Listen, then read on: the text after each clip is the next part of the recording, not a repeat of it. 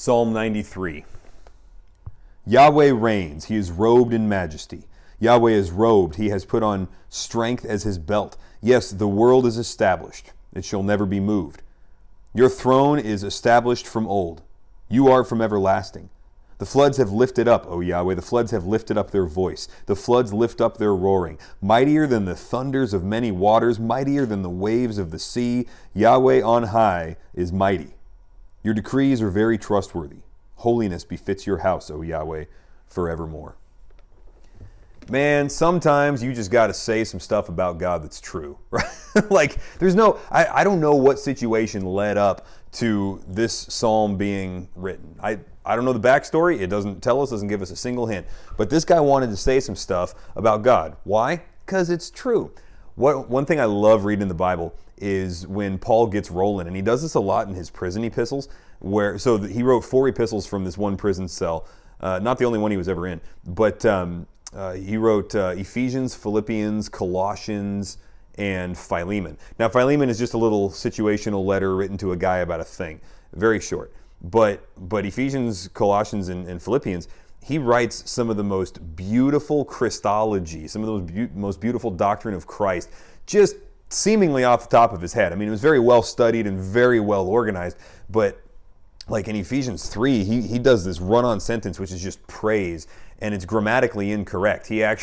Paul, the great scholar, actually forgot the rules of language because there was this explosion of truth just, rushing out of his mouth faster than he could scribble it down. And so it's like this run-on sentence with no real structure or end to it. It's fascinating to watch. And it's all about the greatness of God. And that's how we do it. I'll just read this other one from Romans 11. This is the end of Romans 11. I believe we're going to be in verse 33. Let's find out.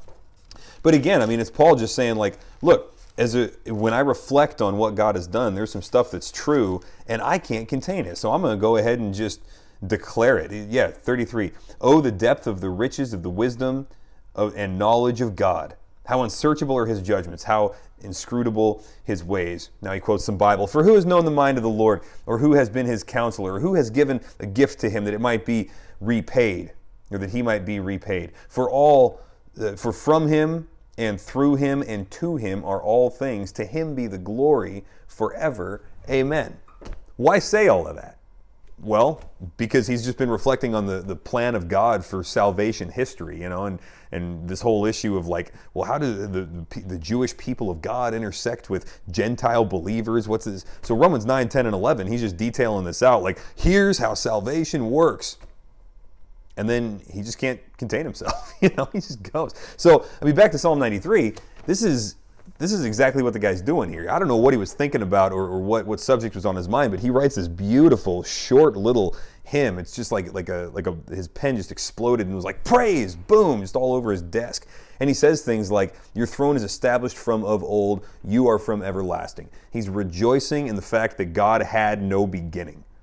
Now, by the way, just to pause here, if you want a mind blower, think about that. It's one thing to think about God never having an end. He will have no end. He is eternal. Well, yeah, okay, we kind of have a category for that. He just keeps existing. He just keeps going. That end, he never gets there. Okay, God has no end. But you think about God having no beginning? Come on.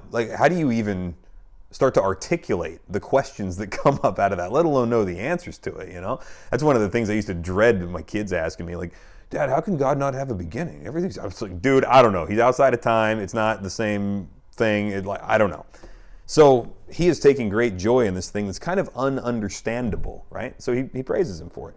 What else we got here? Mightier than the thunders of many waters, mightier than the waves of the sea. Look, water is strong. It is a force. You get stuck in water, you're helpless. There's nothing you can do when the sea decides to move you around, right? Or to drown you or something like that. There's nothing you can do about it. We build the biggest boats in the world, but if the sea goes crazy, the sea wins, right? So God is mightier than that, and he's going to take joy in that whole thing. So he's just going through some of the stuff he likes about God, and he organizes it how he pleases. It's art, it's pretty cool. So the lesson here, this is a very short devotion. The lesson here is pretty simple. Sometimes worshiping the Lord just looks like naming off some of the stuff that you know about him, and that is worship. I've told you before, one of my favorite definitions of the word worship is an honest comparison between God and us. That's a pretty good way to start thinking about worship. When I worship personally or we worship together, what I'm doing is I'm explaining my take on an honest comparison between God and me. None of the stuff in this psalm could be said of me, therefore it is worshipful. So, write your own or pray your own. God, you are like this. God, you are like that. I thank you for your patience. You are, eternally patient. I thank you for your justice. You have the power to administer justice. I thank you for the love that you have for us that led to the cross. I thank you for showing us that love while we were still sinners, even to the point of Christ dying. I thank you for the incarnation. Here's what I did recently. I thank you for your creativity, right? No, I think I said this in a podcast episode a couple weeks ago or something. Like, you look at how God decided to work salvation history, and yeah, it's amazing and it's loving and it's beautiful, but it's also just really creative. Like, who could think something like this up, let alone have the power to execute on it and then prophesy it beforehand and have it fulfill all of those prophecies? Look, I'm ranting at this point and going off in a million different directions because, whatever. I'm learning from Psalm 93 and from Paul in Ephesians and Colossians and Philippians and Romans 11 and all of that. This is sometimes just what worship is. Just think about some stuff that is true of God and let it rip. Just say it. So, have some worship on your way to work.